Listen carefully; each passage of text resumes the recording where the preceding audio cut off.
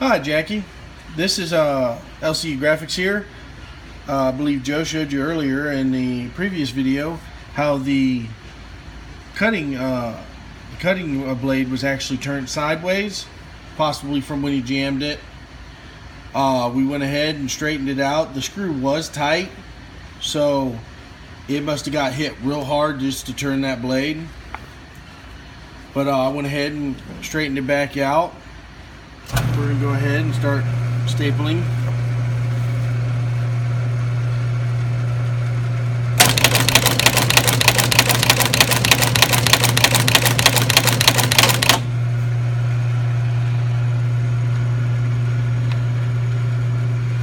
Staples need to be adjusted just a hair.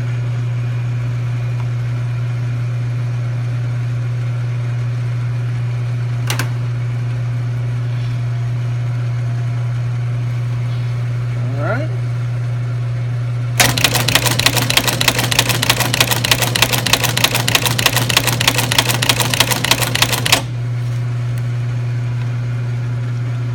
As you see, they're getting. Go ahead, one last run here.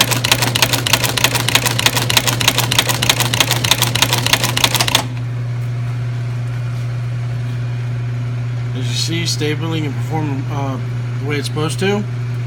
Now, as you can see, the wire is not just coming straight out the side here. It's actually sending a piece in, cutting it off, sending a piece in, cutting it off. Each time it cuts it off and sends it down to former and then staples it in. In our last video there, the wire just kept on increasing out here until eventually it bound up here. And that was because the cutter was not able to cut it. It was turned sideways, and the side of that cutting blade does not do any cutting. This complete our test video of the HOHNER Universal 48.5S stitch head for A-Link printing. Thank you. Bye.